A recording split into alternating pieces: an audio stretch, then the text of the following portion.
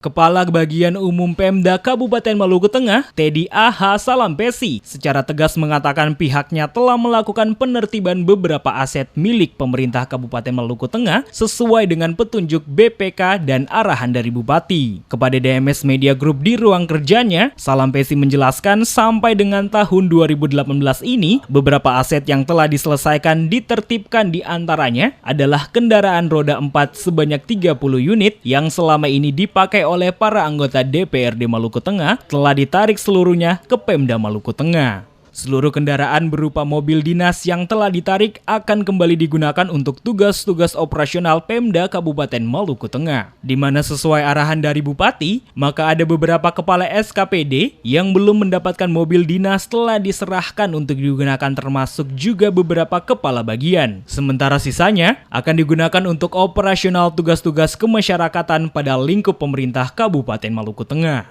Jadi terkait dengan aset Pemda untuk terkait mobil dinas operasional anggota DPR, semuanya sudah dipulangkan sebanyak 30 unit.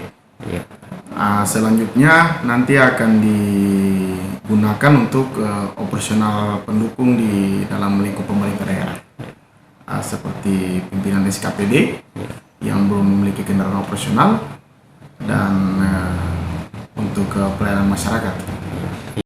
Sementara menyangkut beberapa rumah dinas yang terletak di kawasan protokol dan ditempati oleh pejabat eselon 2 yang telah purna bakti atau telah pensiun dari masa tugasnya, pihaknya telah menyampaikan pemberitahuan berupa surat resmi untuk rumah dinas yang ditempati tersebut harus dikembalikan kepada pemerintah daerah dan selanjutnya akan ditempati oleh pejabat eselon 2 yang masih aktif dalam kedinasan. Diharapkan dalam waktu dekat ini semuanya bisa segera diselesaikan khususnya pada rumah-rumah dinas yang saat ini ditempati. Sandi Sunarto untuk Carang 8.